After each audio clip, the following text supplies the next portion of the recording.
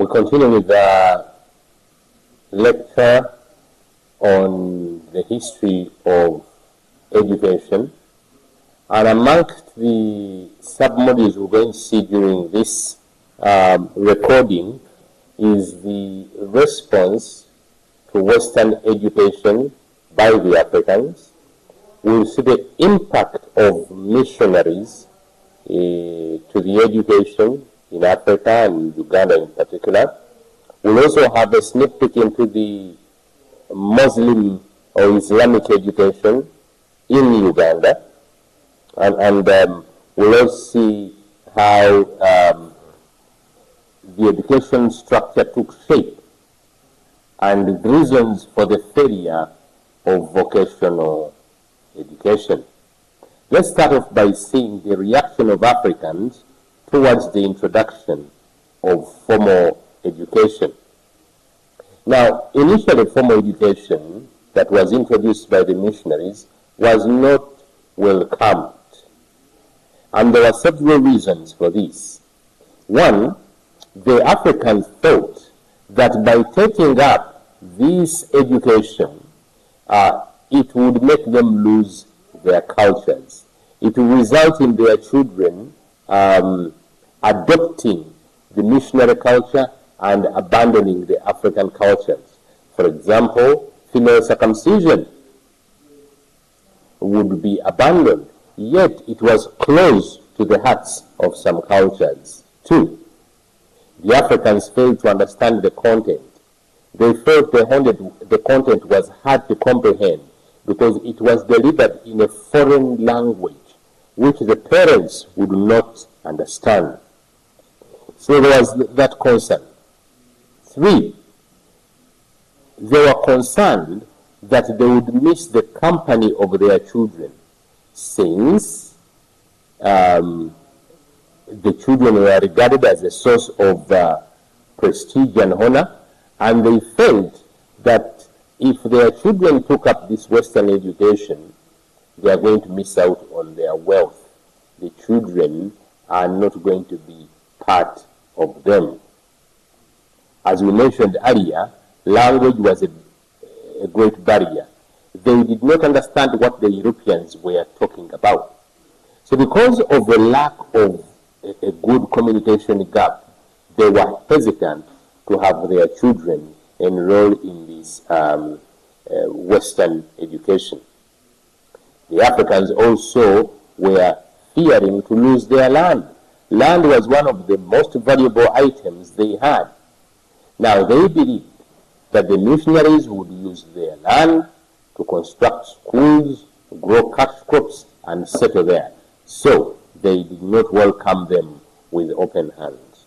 And then finally, in these missionary schools, they did a lot of manual work at the expense of class work. This was not well perceived by the Africans. However, meantime, the traditional education gave way to Western education for several reasons. One, Western education was seen as a way of moving out of poverty and a ticket to upward social mobility. They noticed that the traditional education was not improving on the economic status, but rather they decided to pick the other one with the view. And even up to now, parents imagine when they take the young ones through up to university, it will automatically translate into improved economic well-being. The Africans also wanted to discover the Western way of life. What is this whole bit about the Western way of life? They wanted to find out. Three, they noticed that the Western education promoted individualism. Individualism would bring satisfaction to an individual. Remember, the traditional education promoted communalism, the values of the community. These ones started losing meaning because those who went for Western education, they seem to have been achieving a sense of satisfaction at the individual level. 4. They imagined that Western education would take a form of initiation from one stage to the other. So they had not seen, or they were not seeing that much of that in the traditional education. Now we noticed the Western education was providing academic awards, certificates of completion, which was not there in the traditional setup. Then they further noticed something. They noticed that unless someone went through formal schools, he would continue to be branded as ignorant. That is why when in some societies, they brand people ignorant if they have not reached a particular level of education. Yes, one could not be accepted to teach if he had not gone through the white man's schools. Therefore, the teachers could only become teachers if they went through a formal Western system. The Africans also realized that the content was quite familiar to their African traditional curriculums. So there were some similarities, and because of that, they embraced it. Formal education was affiliated with good status and material gains. And because of that feeling of material gains, they decided to embrace it. The Africans who acquired formal education were best placed. They even got scholarships out of the country. So this motivated more Africans to allow their children to pursue this type of education. Yes, they further thought that by pursuing Western education, they could learn about the secret of the white man's success. Having embraced it, we want to see the impact of the missionary education on Uganda. What was the impact of the missionary education on Uganda? 1. This missionary education, in as much as it had its challenges, it laid down a strong foundation, a very strong foundation for the present education system we have. In fact, it is said that the people that went through the missionary education became the first class of elites, the educated within Uganda. This missionary education mobilized and sensitized the local people to embrace Western education and its benefits. So it had that impact. This Western education trained the first Ugandan teachers, some of whom started their own schools. This missionary education financed and mobilized resources that were necessary for education. And we need to appreciate that it promoted morality in those schools that had a Christian doctrine, and it reduced on the levels of ignorance and illiteracy. These good signs of impact of the missionary education cannot go on without mentioning the negative impact of or the shortcomings of the missionary education. 1, the missionaries used education as traps to get more converts. So the Catholics would have their schools, and therefore those who went through their schools would therefore become converts. Similarly, the Muslims had their schools, and the Protestants had their schools. Yes, the Ugandans that kept away from these mission schools lagged behind in Western education. The other shortcoming was the mission schools were few initially. And because they were few and they were isolated, some children took long to have the Western education because some schools were far off from where they lived. These first mission schools also had poor facilities. Some of them, for example, the catechist schools and the village bush schools, had only one building that was, made of water and mud and bricks. So they were not the best. It is important to also appreciate that the schools lacked competent teachers. A good number of teachers were trained in a hurry and quickly sent to the catechist of bush schools. Furthermore, the curriculum introduced by the missionaries was poor. They put so much emphasis on religion, and the additional non-religious content they were given was simple literacy, with the intention of them reading their Bibles, and also arithmetic. Training in practical subjects was neglected. These mission schools, at the beginning, each of them had its own curriculum. The Church Missionary Society has its own curriculum. Similarly, the White Fathers from France had their own curriculum. The curriculums were not coordinated, unfortunately. The high schools and colleges, which were initially or based on the missionary structure, were basically could be afforded by the nobles and the wealthy. So the peasants were left out of high schools and colleges. And finally, this Western education undermined the indigenous education and the African discipline. That is why it was said that if one has not gone through the Western education, he was ignorant. At this point, I would like to highlight the role of the government in African education. Between the period of 1877 and 1925, the government of Uganda played a less dominant role in education. Why did they play a less dominant role?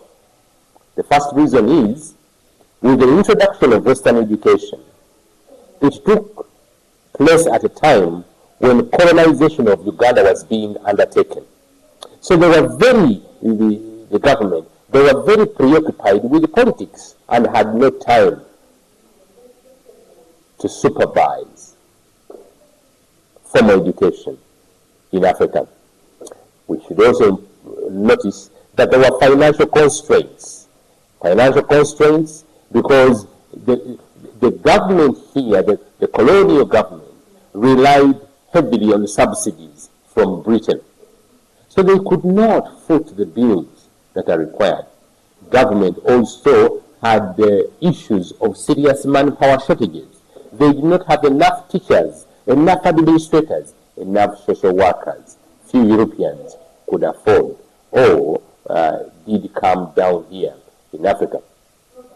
Initially, the government was satisfied with the missionary work. To them, they were doing a good job. Remember, the national schools were producing the manpower that was required by the government, majorly clerks, secretaries. There were those basic jobs, and they were happy because those gaps were being filled. However, the government did also take some steps to help out. For example, the government gave them land. It gave them moral and material support, so to say. In 1905, the government now started to give some small grants to the missionaries. So each financial year, they would give some support. For example, £9,575 would be given to the missionaries in around 1920 to 1921. Now, these missionaries were exempted from paying taxes. That was a good subsidy, as their contribution was appreciated. Now, in 1925, the government set up a few institutions of its own. Makerere College School in 1922 was set up by the government to provide teachers and professional education. We should appreciate that because of the government's security, a conducive environment for the missionaries was in place. The government sensitized also and mobilized people to send their children to school. the chiefs were being used to mobilize labor for the construction of schools. That was a pleasant contribution by the government. It should also be noticed that the government issued bursaries, scholarships to some students, particularly those that were brilliant or those that were needy. The government also provided employment opportunities to those Africans who went through the missionary schools. It provided them jobs like being clerks, being interpreters, and the like. Now, the government offered market for the cash crops that it had encouraged the farmers to grow, coffee, cotton. Now, when the peasants got this money, they would use it to finance the education of their children. Eventually, the government provided educational policy guidelines, frameworks, within which the missionary education would have to be developed. The government further appointed special board or committees to manage the African education system. Now, what prompted? Why did the government change its policy? Why did the government why did they decide finally to get involved? Here are the reasons. In 1925, the government assumed an active role in education for several reasons. The political and security situation in Uganda was now stable. The colonization was almost complete. So then it was stable, now they could focus on education. Now the economy of Uganda was now also stronger because of the cash crops that had been introduced. So there was some revenue that could be generated to support education. Not forgetting that the natives within Uganda had started to pay taxes. So there was the financial situation was improved. The government noticed the fights amongst the missionaries, each having its own curriculum. There was no uniform curriculum to be followed, so the government thought it wise to intervene. Some schools had very poor standards. They were made of mud and water. They needed improvement, and thus the government intervened. Now, remember in 1925, the government had started giving grants to these missionaries. They took stock. They wanted accountability. So therefore, they said they wanted to supervise these funds. Now, it was observed that now the elite community wanted to send their children overseas. But remember, in some parts of Africa and the rest of the world, there was the spirit of nationalism. They feared if these Africans or these Ugandans would go to these countries, they would come back and advocate for independence. Therefore, they thought it better not to encourage going for further studies out of Uganda to develop revolutionary ideas, but they would rather improve on the education system here and prevent the movement out of the country. Now, some Ugandans feared to take their children to mission schools for fear of being converted. I mean, if they were to take the children to Muslim school, the Muslim schools then advocated for following their code of doctrine. Yes, and thus they held back sending their children to mission schools. So the government noticed this and decided to intervene.